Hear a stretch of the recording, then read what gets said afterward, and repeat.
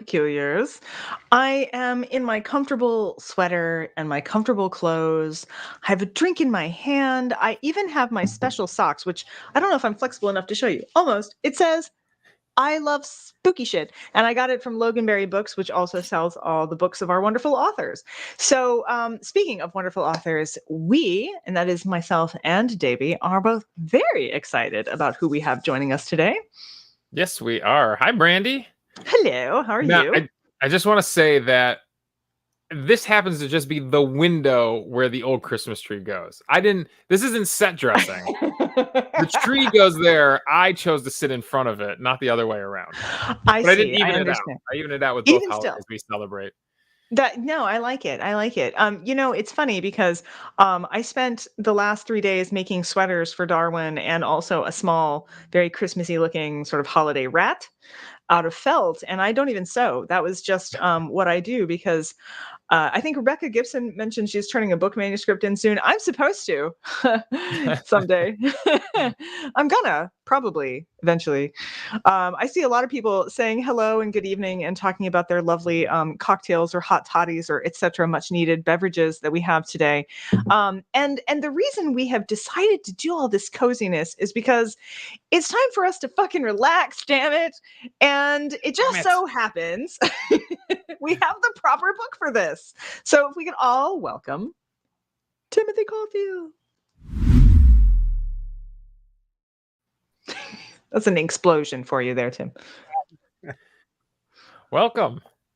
Thanks for having me on. I've got a manuscript due too, so TikTok.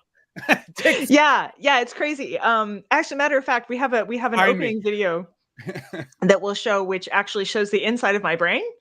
And I just want to say your book has come at a really good time. At some point, we probably need to talk about the whole going commando cabbage underwear thing, because it resulted in a falling off the treadmill incident, which we will all talk about. Everyone understands. But Rebecca Gibson says, dope shirt, Timothy. The OG. NCC 1701. Very nice, very nice. It looks like Rebecca's having absinthe. We've got some people doing some very interesting drinks. We'll talk about our drink here during the announcements in a minute. Leanne reminds us that if you are on the top chat part of the show, you'll miss some of the stuff. You want to be on live chat, and then you'll see everybody's conversation, and most of the time it's relevant. Sometimes it's not. It's always good. So yes, this relaxing that everyone is speaking, Anthro Girl speaks. We'll talk about it. It's gonna happen. Just trust us. For tonight, this is for you. So I think we'll start off with the video just to kind of explain what I think all of us are going through right now, especially those of us who are writing books. And then we'll come back to talk a little bit about this amazing, interesting, multiply named book that you have for us this evening.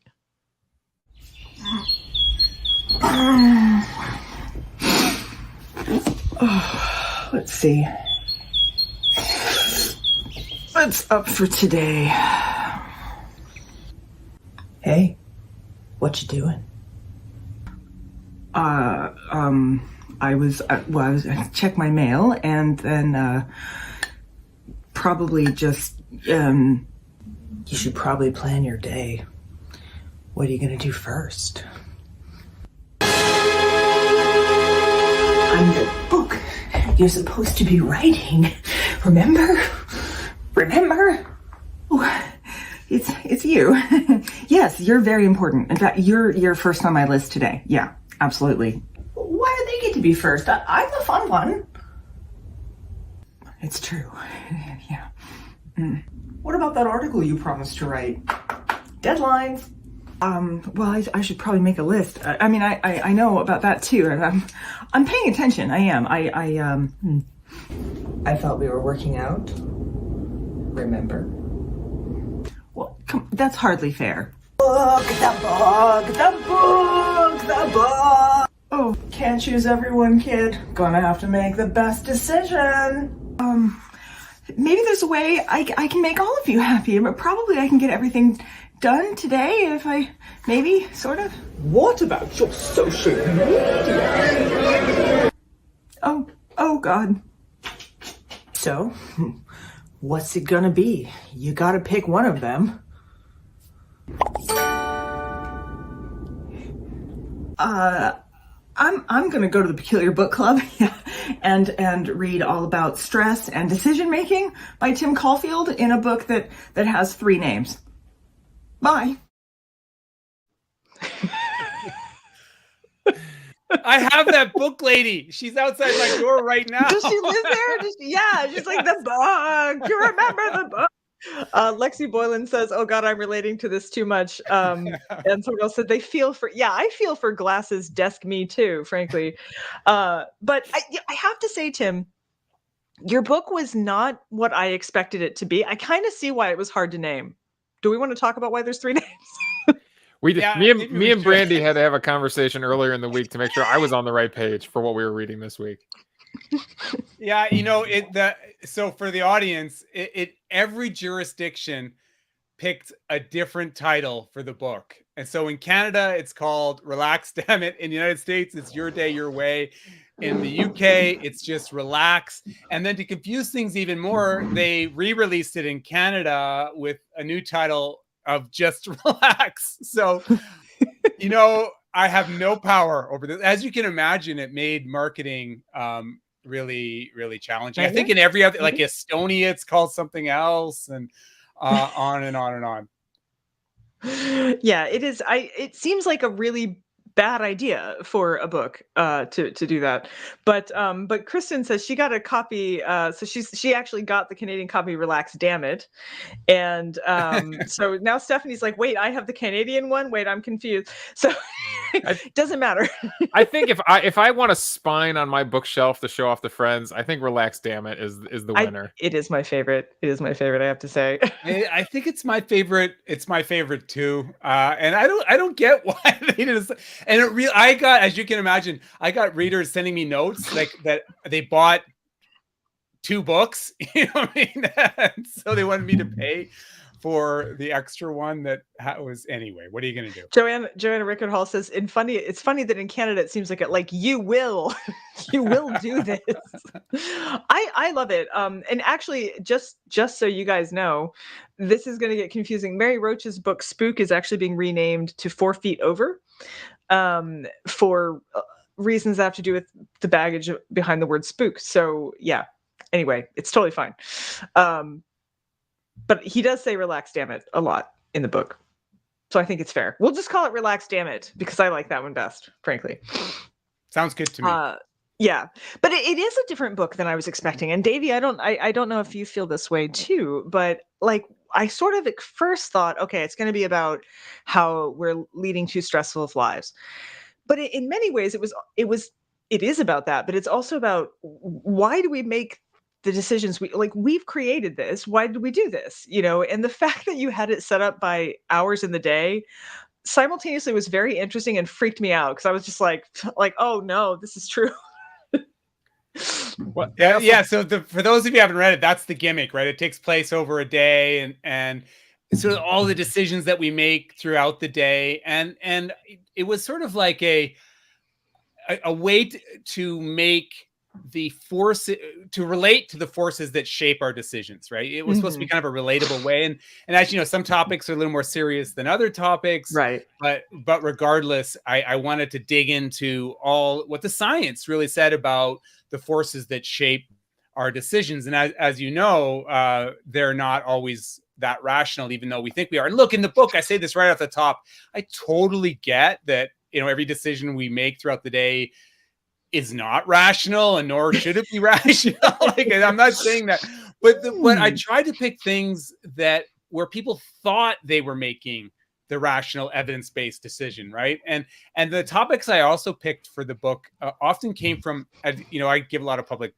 lectures, stuff people were interested in, right? And in their day, and then stuff that I was kind of interested in personally myself. I did find it, you're right, Brandy, it was a little surprising. And I did find it interesting that I'm sure something hit home for every listener, every reader. Like, raise your hand, Peculiars, did you feel attacked at any moment during the book? Like, hey, I didn't do that. The seat up, the seat down, two surprised me. surprised me, because I thought they were kind of topics that people would breeze through. Okay, this is a sort of a segue to a more serious topic. The seat up, seat down, and the parking. Everyone, The parking, I couldn't believe how many people were interested in the parking, and then I give talks on it, and people bring up the parking thing. People are obsessed with parking. You know what? Well, I was in the grocery store parking lot tonight, and I thought of you. I thought of you as I was driving around. But here, the ready for this one? the fluoride thing, that was fun too. So the toilet seat, I'm a seat and lid down person. And I don't understand why the rest of the world isn't a lid down person. There's a third option here. There is a third option. And so I talk about this in the book. The funny thing about the third option thing is the seat up people win in a way, if you follow that, right? Because then the seat down people aren't benefiting. Do you follow that? Still have to touch. There's still you still gotta take an action, right? So to put the lid down. Lid down is correct, says. Yes, Davey. Yes, team lid down. Well, that touched a nerve right there. Yes. One of the things I will say is it's possibly the funniest, I think it was on Reddit, thing I've ever seen, where a gentleman who did not believe in the seat up talked about the night he had to take a crap in the middle of the night, but had left the seat up in the dark. And he talks about that moment when like his ass hit water, that he actually yelled, "Who's in here?" like it psychologically just completely destroyed him as a human being. So, I think lid, I think the down is good. I'm down with down. Well, it's interesting because there was that court case I talked about in the book where people actually sued about requiring men to sit. No more standing to pee. You must sit. So yeah, this is serious stuff we're talking about here. No fooling around. Yeah, I think Linda means car accidents, but I like the idea of cat accidents, because I have cat accidents here like all the time. Or maybe you mean cat accidents for real. Do you mean cat accidents? Sorry, I got confused because there was a whole hit in the parking lot. But yeah, lid down because of dogs and cats also makes sense. The comments about the spray is really important. Like the toilet plume, it's called, right? That's a real thing. So toilet. Cat. It was cat accident. Got it. We had a cat named Oliver who thought the toilet was a toy box. He liked to put his toys all in one place, and the toilet was his favorite place to put all of the toys. So that was a good lid down. Like, you definitely need to have that. That's a good idea. One of our cats, Lord Byron, he feels the same way. I hear it. Yeah. The new Darwin's not interested in the toilet. There would have to be fish in the toilet because Darwin loves fish. We had to watch Blue Planet again last night. He's a big fan of David Attenborough as well. I mean, as you would be if your name was Darwin. So, but to get back to what I was saying, what I love the most is just each chapter. I will admit, by a third of the way in, I was like, I understand what this book is about, but I didn't. There's definitely like, you take turns. It's not expecting, which I appreciate. They went in places I didn't see. Leanne has a question for you, by the way. Has Gwyneth Paltrow gotten back to you? Okay, so that's a good question. Obliquely, how do I put it that way? So it's interesting because, of course, I've reached out. When I was writing that book, Is Gwyneth Paltrow Wrong About Everything? I reached out to talk to her, and sometimes I would start to get closer, and then they'd figure out what was up, and then the interview wouldn't happen. And so, the answer, I probably can't say too much. I probably shouldn't say too much. How do I put it that way? Is that, and you can read between. You can read between the lines. Between the lines. Got it. Yeah.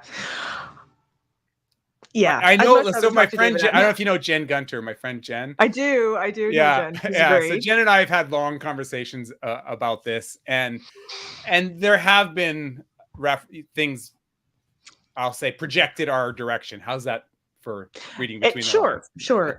Because we had Vagina Obscura, we had Rachel E. Gross here earlier this year, and it's hard to talk about vaginas and not think about the people who want to stick weird shit up them. And so, it comes up with some regularity, but yeah, so that's okay. I'm not sure I think I'd rather talk to to David Attenborough, frankly.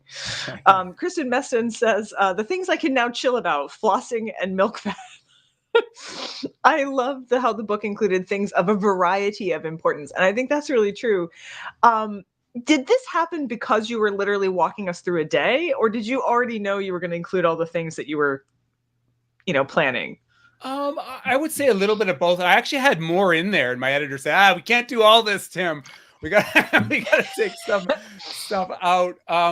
And I was gonna have a section on when you go to a gas station, what should you use premium gas and should you use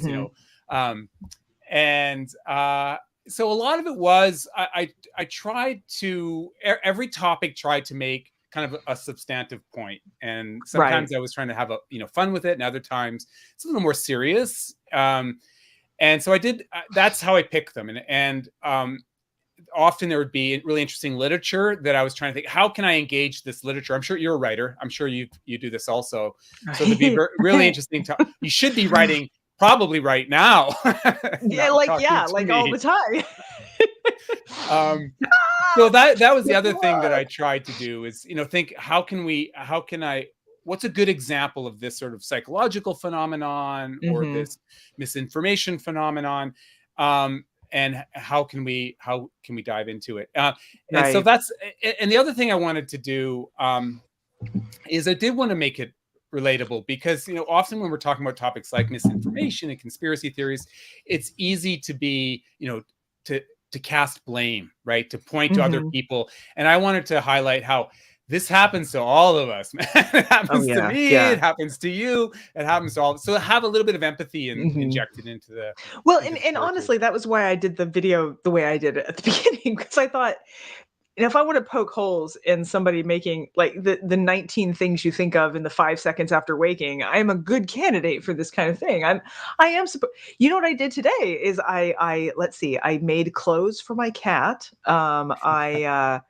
I sewed together a rat, a sort of holiday rat. I don't even sew. I took up sewing. That is like advanced levels of procrastination, guys. Like I literally was like, I don't have a hobby that I'll make a new hobby. So, because it is so hard when you feel like some decisions are of such great moment, those are the ones I feel like we throw all the other little things in front of, and some things seem to be of great moment that perhaps aren't.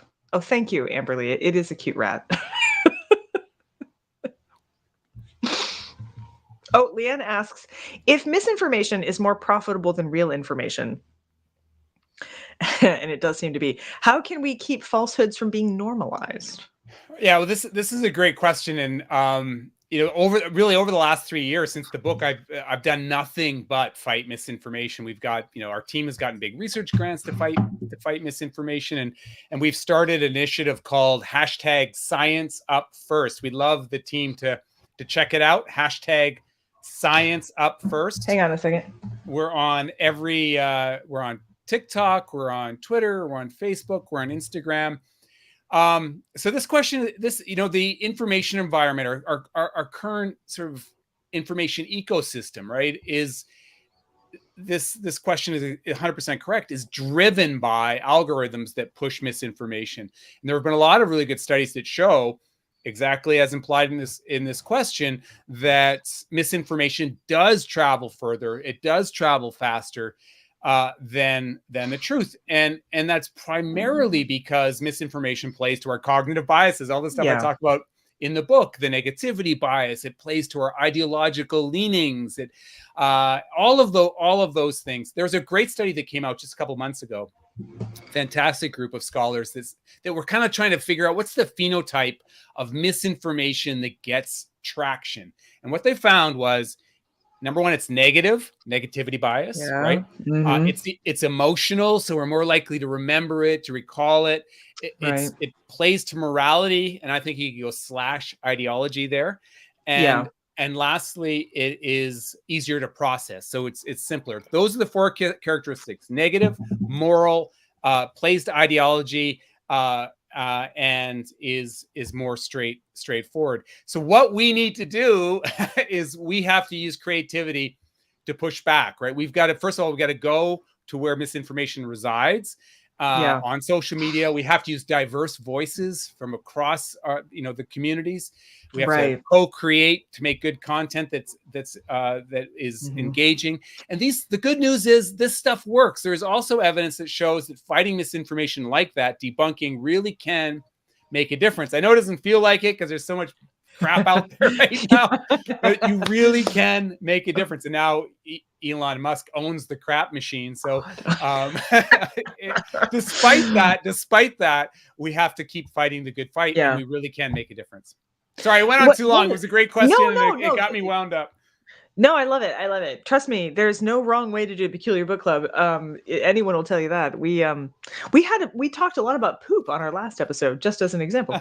But the thing that I would say, and I think this is really important, because I'm writing about the interwar period and the trans clinic run by Hirschfeld right now, and I'm sitting there looking and going, yeah, this isn't a divisive topic at all. Trans people in the interwar period, Nazis and things. But it is really interesting because the books I'm reading to flesh out the details and get all the information are boring. Like, they're incredibly dull and difficult because things are really complicated. And I find that as a science communicator, the most important thing I can do is to figure out how to tell complicated stories in a way that's immediately that people can take up, and which you do in this book. Like, you're not just talking about like, hey, relax, it's cool. You're actually giving us all kinds of like complicated science and history and psychology and all this stuff, but we don't sit there going, I read the psychology book by Tim. It's not like that, right? And so I think that it's very, very difficult to do science communication well.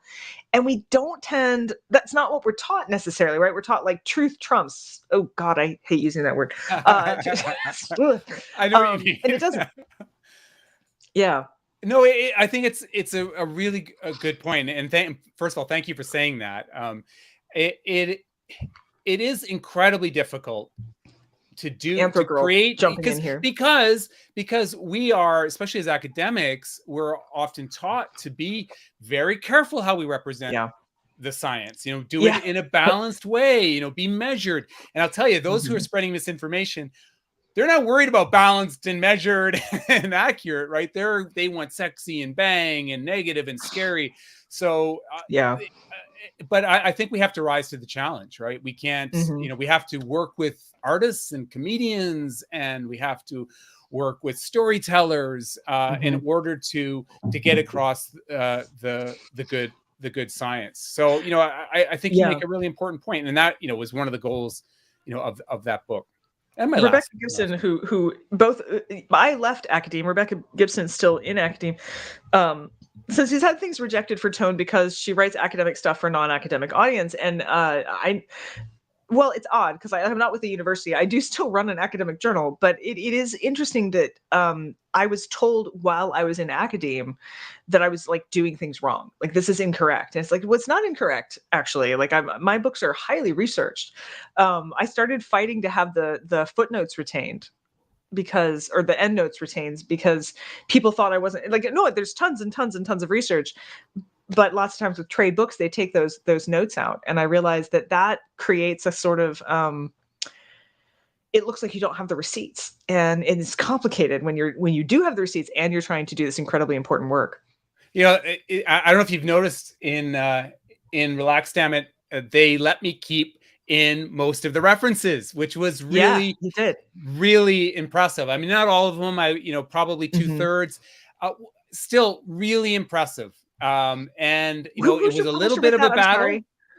I forget a little bit who your publisher was there. So that it started with Penguin in Canada. Penguin, okay. And that's where I had that. I'll put it this way. That's where I had the battle, and it was a little battle. They agreed, and so I thought that was wonderful. The comments about tone, I've had that experience too as an academic, which is really maddening. I'm a big believer in George Orwell's writing rules. His writing rules basically keep it simple, never use a complex word. When totally believe it. Why academics don't follow that? I have no idea. You don't get. I know. I actually just put up Abigail Schroeder. I always forget. This is also a podcast. I need to read the comments. Abigail Schroeder said the thing about scientists is that many of them have not been scientists. They went from high school, college, grad school. they don't always know what other people don't know. And it's funny, I used to work for a museum, and the museum was public facing. I was hired as like a public engagement person. And the museum curator asked me, like, how come your tours are so much more successful than mine? I'm like, well, I use words people know because it matters. You know, you do have to talk to people where they're at.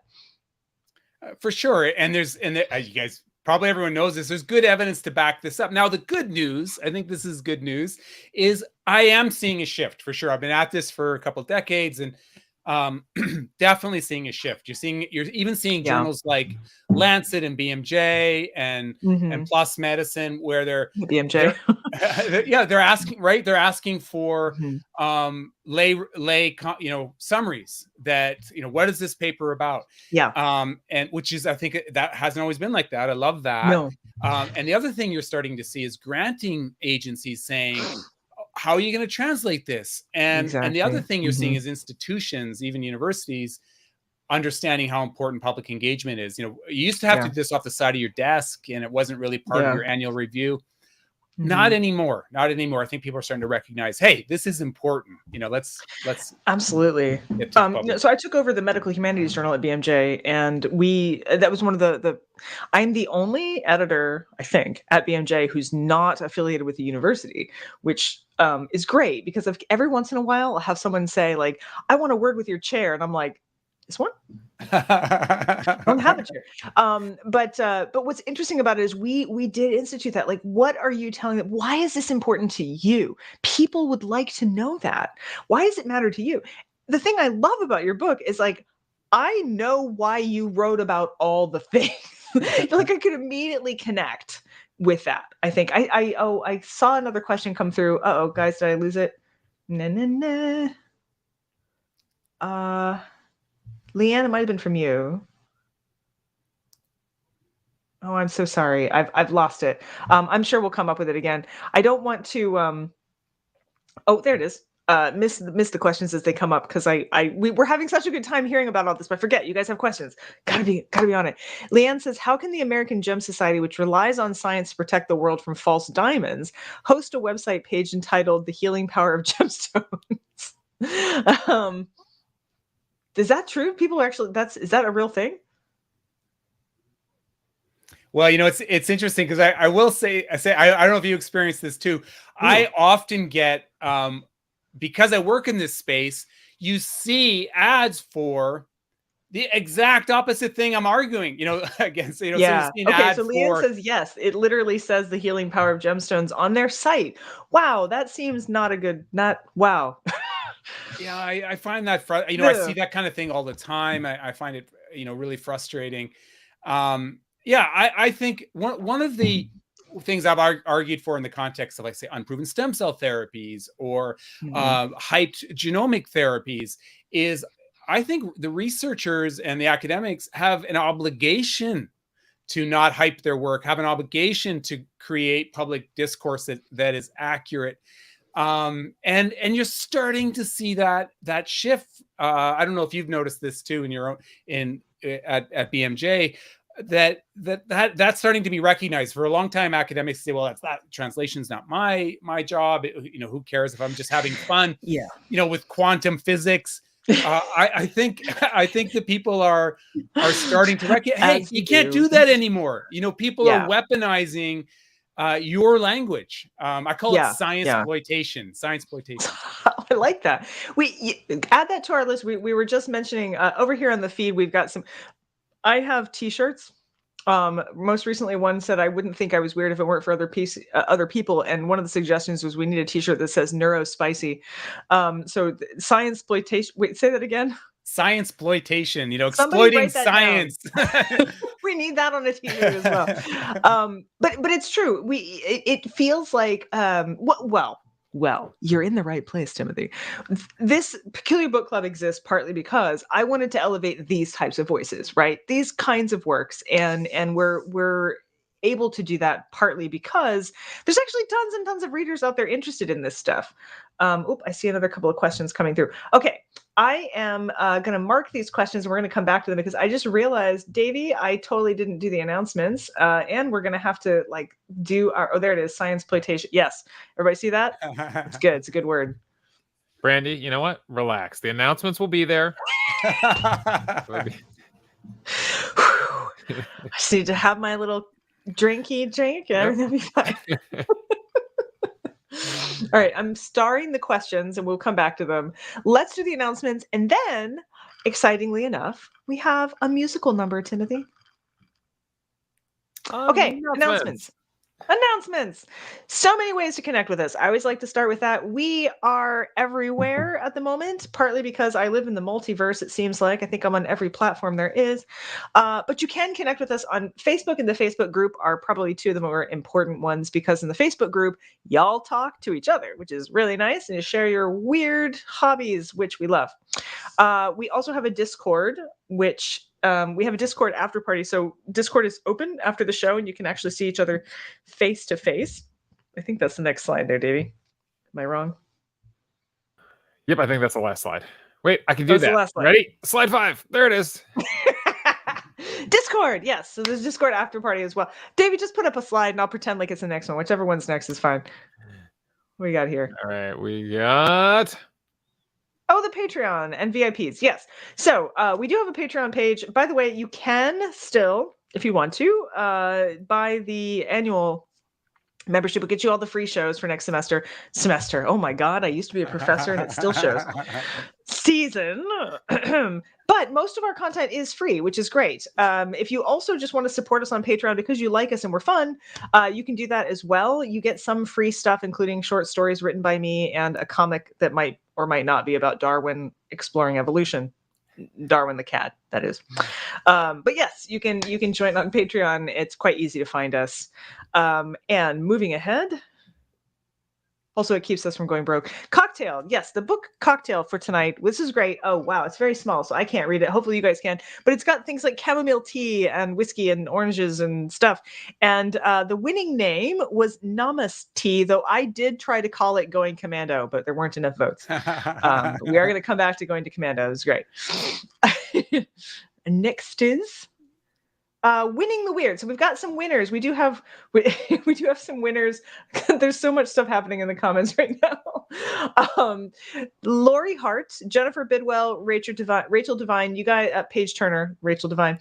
Please email me. You have to email peculiar@bscalache.com or else I won't know what your address is. You are all our winners. They win really cool stuff. They win like t-shirts and mugs and stuff. We just picked you out of a hat. You lovely human beings, you. You have won some weird. Next. And that is our slides. Those are our announcements. That's it. Darn. Seems like there would have been more. Oh, the Discord one. Yeah. Okay. Yeah, those are the announcements. And they were fun, weren't they? I think they were fun. Don't you think they were fun?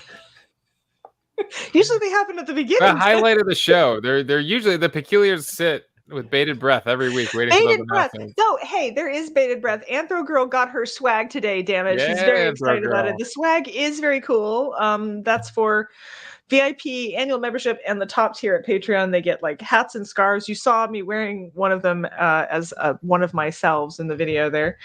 It is fun. Yes, and it was Stephanie Smith's suggestion for the cocktail name, the Namas Tea, which was good. I don't know. Going Commando was also fun.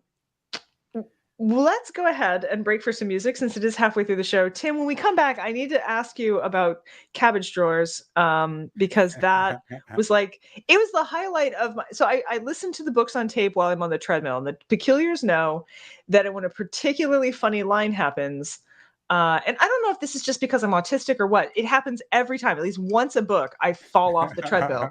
And that was my falling off the treadmill moment. I'm going to see if I can find a picture. I would love... I'm looking. If you see me looking around, I'm looking to see if I can find a picture. That is too cool. That is too... Okay. Oh, yes. Merch. The Mercy Shop. That was the thing I was supposed to announce that I forgot. Thank you, Lexi. You're a lovely human. Yes, the merch shop is also open. If y'all want new merch, we've got lots of t-shirts and sweatshirts and stuff. You can get to it on our website.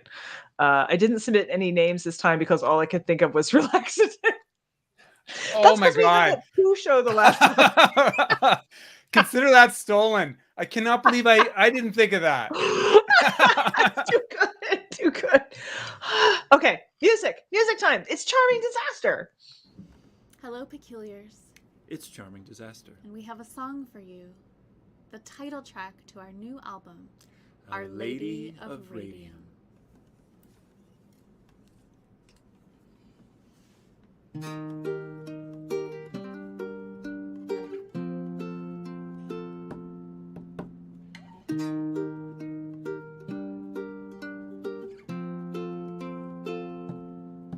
Promethean sister from under the earth, You send up your gifts, unloosed from the mouth of a half-buried jar, mysterious ills, omens and signals all over the city, all over the world.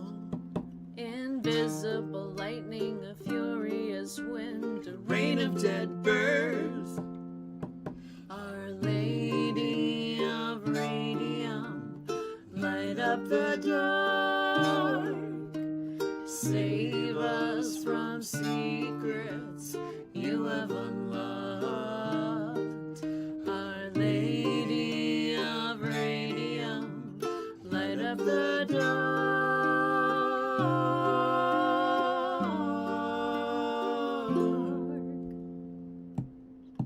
Did you have an itch? Did you make a wish? Did you lift the lid? Were you curious? Are you just like us? Do you know what you did? Only thing to do is to hope for the best and expect the worst. So we say a prayer, though our hands may crack like the yellow cake earth. Our Lady of Radium, light up the dark, save us from secrets you have unlocked. Our Lady of Radium, light up the dark.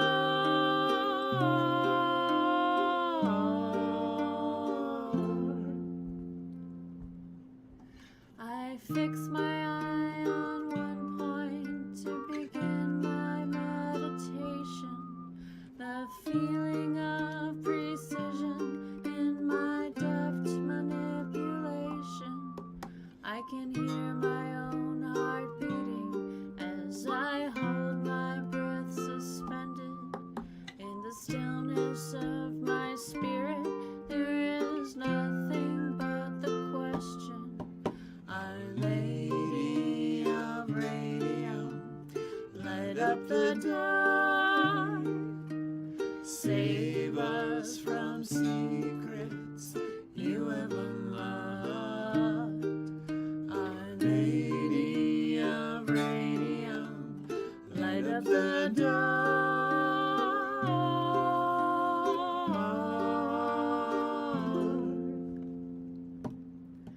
A new dawn breaks, but we can't wake up from a bad dream. We cannot escape from a garden of roses that make no seeds. Now we picked the fruit, it's too late to ask, is it better to know? In a square wood box that is lined with lead, a teaspoon of hope. Our Lady of Radium, light up the dark, save us from secrets you have unlocked.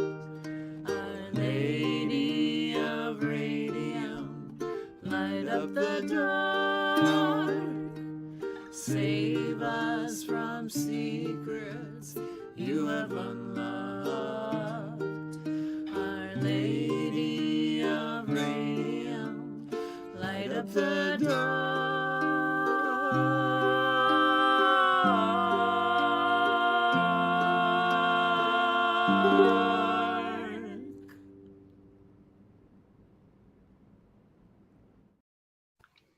I'm very pleased to say that I am creating some lovely, very small versions of them in clay for our intro, since I do the claymation intros for the show.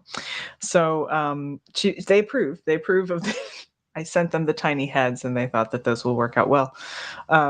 So yes, that'll be fun. They actually stay with me when they're in town for any Ohio concerts, and they are just as lovely in person as they are musically, I have to say, and almost as weird. Works well. They've met my chickens. It's a match made in Haven. Sorry, it's terrible. Clap, clap, lots of clap. What a beautiful song. You're right, it is. It's actually a really good one. I like that one a lot. Claymation is another way to procrastinate. Shh, Leanne. Shh.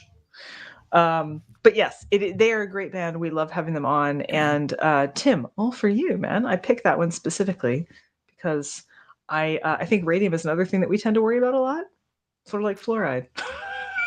That was amazing. I loved it. And claymation, I didn't know you did that. And Yeah. I think the comment is right. Is claymation the ultimate procrastination? I mean, that's something you do between emails. It takes forever. Like I create tiny little sets and tiny little Oh my God, it's amazing. Good dioramas for you. I love it. Wow. Yeah. Yeah. So it is the ultimate procrastination. I am writing. It is happening. In small stages. The treadmill laughing bit. Yes. I'm sorry. Yeah, we have to get back to this. I'm sorry, Tim. So talk to us about pleather pants and no underwear. Okay, so if you haven't read the book, I have a bit there. So this is going through the day, and I get to the section about get dressed, and the decision you're making is: do you go commando or do you not go? Do you tidy whitey? I always go commando. Do you always go commando? You're making that up. Do you? I haven't. No, I have not worn underwear in like 9 years. Really? Yeah. So look, I do wash my pants, however. A lot. I'm the not tidy whities, not boxer, the one that's kind of in between. Can you guys picture what I'm talking about there? So, but look, it is there. You wouldn't believe that there's people out there with very strong opinions about this. Yeah. And I actually, I went and looked at the literature and tried to back it up. But the story I tell is that I used to be in a band in the 80s. It was a new wave band. Which is hilarious. Yeah. So, and we actually, it's absolutely 100% true story. It's true. This happened. We had like real custom-made leather pants. Like we were reasonably successful here. Like we were kind of a reasonably successful local band. Okay. Tim was in a new wave band that was successful. And they wore custom leather pants. We need to. Oh my God. Thank you. Did I find it? You, Davey. That's a good, okay. So that band, the one I'm going to hold up is better. I love that picture. Actually, that's me playing guitar. I love that one. It's one of my favorite pictures. We're playing in a place called Dinwoody's here in town. And that outfit opened for the Ramones. So that's not bad. Very nice. Yeah. How's that for a name drop there? All class. This picture, though, can you guys see this? Oh yeah, we'll go solo view. Look at that hair. Look at that mullet. Can you see that? Okay, so I have the leather pants on. I had these custom-made leather pants made. And that was on Canada's version of MTV, by the way. That was a record release by Much Music. Much Music. I used to watch that all the time because we totally pirated it. We had a satellite dish. Anyway, we were four young guys, custom-made leather pants. We couldn't afford real leather pants. They're made out of plastic. And the reek, the smell, and of course we had to go commando, right? And we didn't know that. We were all kids. First we didn't go commando, and then audience members would laugh at us. So we had this team meeting, say we're all gonna go commando, and it was just revolting. It was absolutely revolting. So that's the story I tell in order to look at the evidence around going commando. But you're not giving us the funny part. Okay, guys, like, all right, imagine the scene, right? I am running on my treadmill, also commando, because I do that. So I'm running on the treadmill. I wash my stuff a lot, though, I just want to say. Amanda Johnson, my vagina isn't the kind that allows for going commando. I love this show, and I love all of you so much. I talked to Jen. As you know, in the book, I get expert opinion from Jen Gunter on commando and vaginas. Yes. So is this the group? Can we go listen to you on YouTube? That is the group. That's fine. Yeah, you can you know the best thing to do? Go to YouTube. Go to YouTube and Google Love and Work, and you'll get some pure 80s Love and Work, pure 80s new wave sounds. Oh, there it This is. is great. Yeah. This is amazing. I'm so excited for this. Okay, so this is. Oh, well, yeah, that's true. There's kilts. There's kilts as a possibility as well. I hadn't thought of I that. think if I, well, anyways, we already had a Okay, so musical break. but imagine the scene. Imagine the scene. I'm running on the treadmill. I'm listening to the book on tape. Okay, it's going fine. It's not the fact that you said you had tight-fitting pleather pants. It's not the fact that you said you were commando. It's the fact that you described the sensation when you went to pee as putrid cabbage, and I fell off the treadmill. That was the moment. It was just like the pants and you just putrid stand in cabbage. there. Every person out there who's been to a disgusting workout, you know the smell. Randy Trent, you opened for Eddie Money? Oh my God. What? We just have all of these really talented people just hanging out in the Peculiar Book Club. I love it. I love it. It's great. I wasn't talented. Don't. I surrounded myself with talented people, but I wasn't. That's what. Well, that's what I do for a living. That's why you're here, Timothy. Think about it. But yes. So anyway, that was. I loved that part. Partly, I was thinking. Apparently, now let us remember I'm autistic and overshare, but apparently one of the first 7 things I tell a new person is that I don't wear underwear. So I was, so when you said like, it doesn't really matter that much, I was Wait, like, I can guess these. You grew up by a cemetery. You had a pet raccoon. Pet raccoon. I did. Don't wear underwear. What are some of the other ones? You guys can probably guess this. Hate I'm academia. Sure hate I academia. hate academia. TMI, Lance. Oh my God! Wait, no, that's to Sadie. Sadie, do you want me to put that on the main? I can because it's funny. But I don't have to. Oh yes, I have chickens. Like there's a number of items in there. This comment was made about hungry vaginas a minute ago. It was really great. I think it's incentive for people to join the show live and check out. Join the show live. Yeah, you guys should really, honestly. I will say we're making it easier than ever because we're simulcasting on Facebook too. Going next season. Next season we're simulcasting on Facebook for all except for the Patreon only shows, which there are I think 6 or so. One of them is Ed Young. One of them is Mary Roach. So you should join. It'd be great because we would like to not to go. We don't get to call ourselves nonprofit, but trust me, we are definitely nonprofit. Yeah. It is 7:49. I don't know how we got to this point, but Davey, you know what time it is. It is time for a quiz, Tim. It so is. And you know what? I was gonna do another quiz, and then you know what? I pivoted. I made a decision, and Is this just for me? Like I got to put it on my thinking cap? Yeah. Well, the peculiars are gonna help you out, but this is my Relax Dammit V2 quiz. So V2, okay. It is loading here. All right. Do I need to pop out, or are you gonna be able to see us? Is it okay? Oh, quiz time! Everybody's excited. Everybody's in on this quiz, so here we go.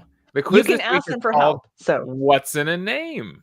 I figured we had such a lively discussion at the beginning about your book title that Davey makes multiple quizzes. Yeah, he does.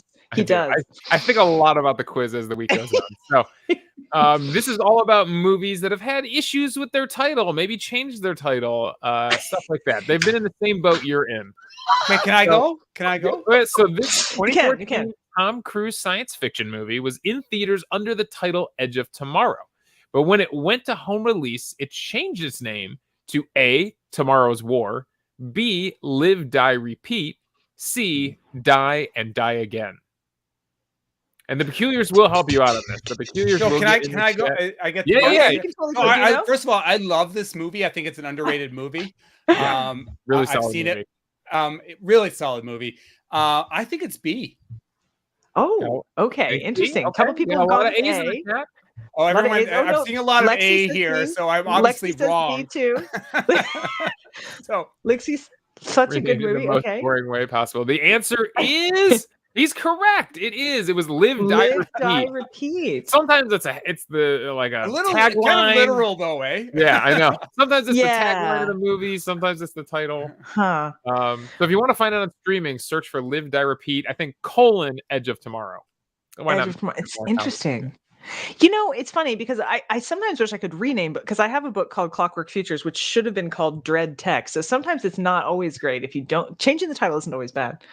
Oh, All right. wow, how freaking lame, says the history. Why did they change? Do we know? Do we know why they changed it? Because it didn't have a great theatrical release, so they thought they might drum up more interest on home release by changing the title. Did There that you work out? All right. Now, you might be wearing a Star Trek t-shirt, but I'm going to ask you a Star Wars question here. So, the third Star Wars Bring it movie on, that hit my theaters friend. in 1983 had this different name on its original trailer, and you can't find the trailer Ooh. online. You can find movie posters. Was it A, Revenge of the Jedi, B, Return of Yoda, or C, Battle of the Alliance? Oh my God. Hmm. Listen, my eldest son is like a Star Wars scholar. Okay. Oh. Like, we no would have a fooling good around. conversation. And We would have a he's good talk. 26 years old. I'm not talking about Oh, yeah. Couple Well, A's coming in the chat. I was 2 years old, so I don't. I won't get this one, says Rebecca. I was 2 years from being born, Rebecca. So Shh, Davey, it's not- don't it's- tell people you're so it's much one of younger my than least me. favorite. It's not Revenge of. I'm gonna say A. he's saying A. Okay, here we go. The answer was yes, Revenge of the Jedi. Which George Lucas decided to change because that's not the Jedi way. A Jedi wouldn't seek revenge. Oh, right. Hence, we got Return of the Jedi. All Amber right. Girl says, I was but a glimmer in my mother's eye. All right. Question number 3. The 1980 comedy classic Airplane is stuck in the same boat you are because it's not Airplane in every country. In Australia and New Zealand, it is known as A, Disaster Flight, B, Don't Call Me Shirley, or C, Flying High. I would like it to be B, but I'm sure it's not. I will tell you I'm going B just because it You're ought gonna to be go B. I'll tell you the reason this was changed is because there was a movie in 1979 called Airport, but in Australia it didn't get. It was called Airport 79, but in Australia it didn't get released until 1980, so it was changed to Airport 80, and people thought Airplane, Airport. People are going to get confused, so we need to come up with a new name. Stephanie Smith says C. History Quine says C. It's gotta be C. Ryan and I want it to be B. The answer is C, Flying High. Flying High. I don't know if it really fits the movie any better than Don't Call Me Shirley. No, but I like Airplane because, of course, it's a giant Tylenol with wings. Airplane is an absolute 100% classic. There we go. I think you have to understand. My parents were both like serious addicts who spent all of my childhood trying to give up various things they were addicted to. So the guy who's all like, I picked a bad day to quit smoking, and then like I picked a bad day to like stop cocaine. I picked a bad day to stop sniffing glue. I was like, oh, my parents. So yeah, I got a lot of fellow failing out of that one. Airport. I do have a drinking problem. Oh, I guess History Coin says that Airport 80 was also a serious disaster movie. Oh, I did not know that. Don't know anything about it. Of course, not being a big movie watcher. Those are great questions, man. Right up my alley, man. That was like in my that was good. that was in my wheelhouse. Usually, often Davey stumps people, and the Peculiars come to their rescue. But this one time, they were asking, was it about? No, it wasn't about Chicago. Was it about Boston? Where were we? Boston. Oh, the Boston girls. Boston? Yeah. Oh, yeah. It's Philadelphia. Was it Philadelphia? Yes. Thank you. It was Philadelphia. The show became about Philadelphia. Like Davey and I left. We just went home. It was a book all about the Muter Museum. Well, we could do Star Wars for the next hour if you want. You know how the rebels are the Vietnamese and the Empire is the Republicans. Mm-hmm. You knew that, right? I mean, yes. Are we right? the Empire Actually, now? I have to tell you, so I've been desperately working on this. It was a Muter Museum show. Thank you. Yeah, that's basically it was a Muter Museum show, accidentally. But no, I've been working on this book, and this book is all about how like these right-wing fundamentalists, sort of fascists, decide to turn everything, like they don't want, and anyway, I'm researching this, and it's Nazis, and it's going after trans people and all this stuff, and I'm sitting there going, I really want this to be history, but like it feels like Tuesday. So yeah. Your book felt very now in that way, especially your whole thing about misinformation. I don't know if you planned it that way or if it just kind of happened. That's a great point.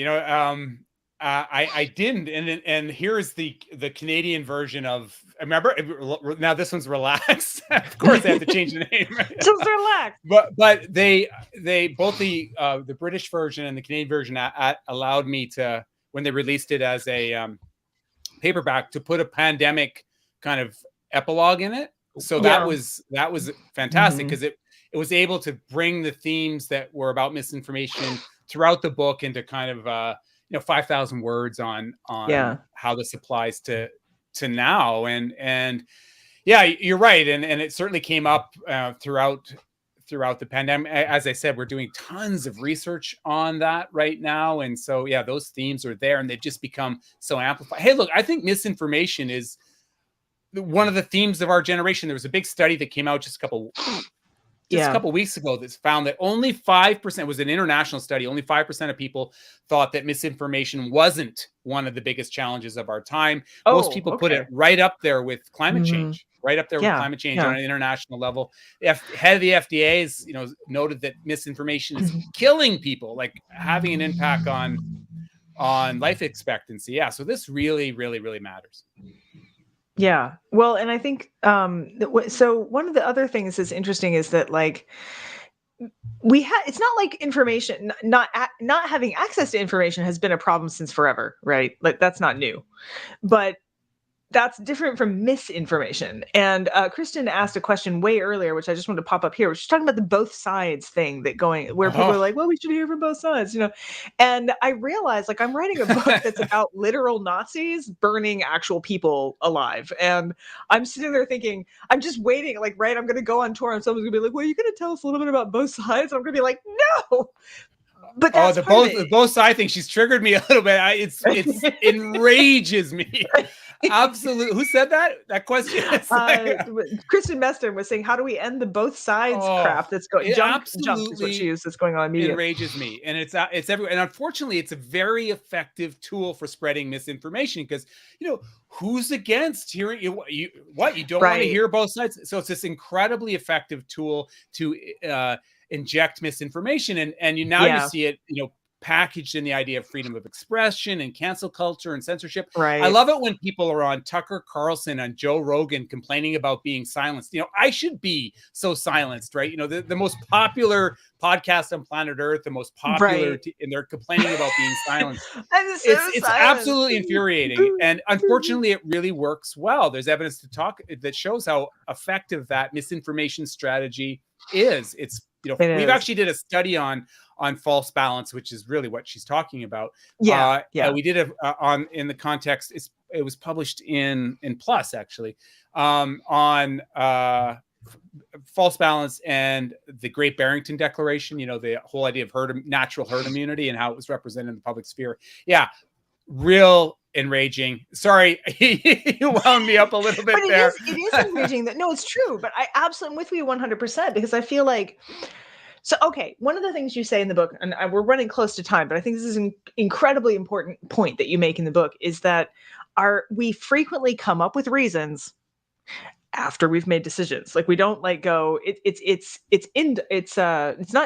deductive, not inductive. We go like, this is the thing, and now we'll find some clues, as opposed to like, I've got the facts and I'll make a decision. And it's absolutely true.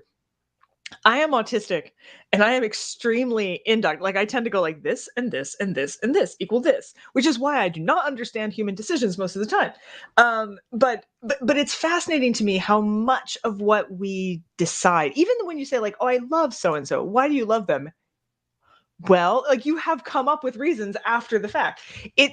It's fascinating to me. And I realize that that's what they're tapping into. That's what misinformation taps into, is this psychological way in which I'm sure it saved our ancestors, right? You don't want to sit there and be like, sharp teeth, claws, maybe gonna eat. You just run, right? You last time you were man. Yeah. Like, right. Like, you can see why we make these leaps, but they're weaponizing it against us. And I think that that's what's really, dysfunctional about what we're seeing in media right now is, And I hate to tell y'all, but this happened from 1905 to 1933 too. Yeah. And yeah, so I'm slightly traumatized by the book I'm writing, which does explain some of the procrastination. Just saying. You're motivated reasoning, right? Cognitive, that's what's going on. Like, people are constructing realities.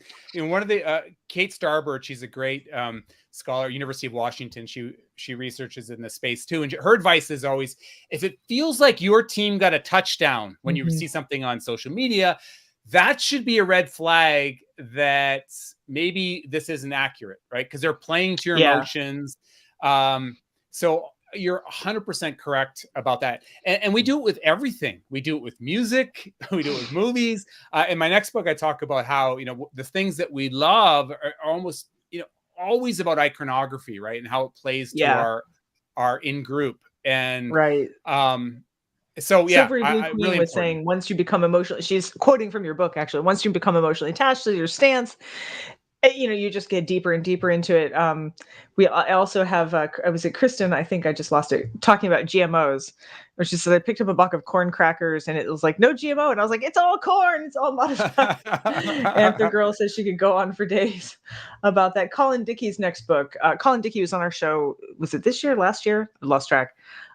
Is about conspiracy theories. And, so much of this conspiracy theories, misinformation, disinfo.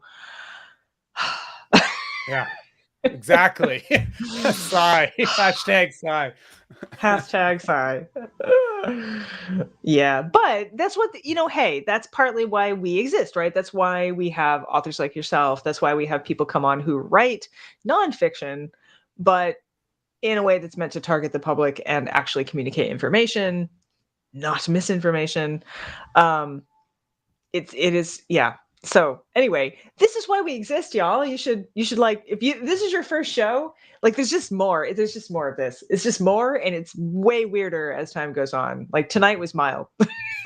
we didn't even talk about feces. I mean, like, or sex. And we could have. We talked about plumes. We had that door was there to be open. Toilet plumes, cabbage underwear. We were there. We really should warn these authors what the book that preceded them was all about, because it might inform we did get in vaginas quite a bit, so maybe we get points. Yeah, we've been in and out of vaginas, but the last we've learned really a lot about vaginas. A really good book about shit. Sorry, that's what I meant to say. But yeah, we are more. That's right. Yes, peculiars. We are more. We are just more. I have to tell you guys a really funny story. When I interviewed for the BMJ, I wanted them to know what they were getting. So I interviewed to take over the Medical Humanities Journal, which I've run now for almost 5 years. And in the middle of the interview, I just stopped. I was like, wait, stop. So like all of this that you've been seeing, like there's just going to be more like this, but like more. So if you're not into this, you don't want me to take this job. They hired me anyway. And there's been more, like a lot more. Amanda's right. We haven't even mentioned absolute units yet. That's right. Or Stephanie, we haven't mentioned absolute units yet. Absolute units. We're all absolute units, says Amanda Johnson. Brandy, we've been in and out of vaginas. I beg your pardon. Yes. Okay. So Tim is an absolute unit. I'm going to go with that. There was a newspaper. You are an absolute unit, Tim. Everyone, at least there has to be one absolute unit per show. Tonight it's you. Oh, I think that's good. It is. Especially it is leather pants days. Okay. Yes. Yeah. Opening for the Ramones in your leather pants. You were the absolute unit. Yes. See, we've gotten all kinds of agreement here. Yep. This was started by Lindsay Fitzharris, though she denies it, but we know, we have the receipts. So anyway, you are the absolute unit. Thank you, all of you, for being mullet days, says Amanda Johnson. Mullet days, hashtag mullet days. And science up first. Science up first. Tim, I'm sure you have other books coming your way, and we love having repeat guests. So we're happy to do a launch for you in the future. Keep us in mind. All of you, please come back. Please support us on Patreon so that Davey and I don't have to drink broth for our meals. And Davey has a baby, by the way. There's a Davey baby. And I have a small cat who didn't actually make an appearance tonight because he fell asleep. Sorry. History Quine says, Rebecca says, we love you. And History Quine says, needed this tonight. Y'all are a scream. Thank you all for being here. Tim, stick around with us. For the rest of you, thank you for joining a place where, if you're weird, you're family. You got the blue bottle blues when you wake up in the night. Don't make a big mistake, 'cause you can never make it right. When you reach out for the vial, feel the ridges in the glass. It's a matter of survival, baby, better watch your back. There is no antidote. There is no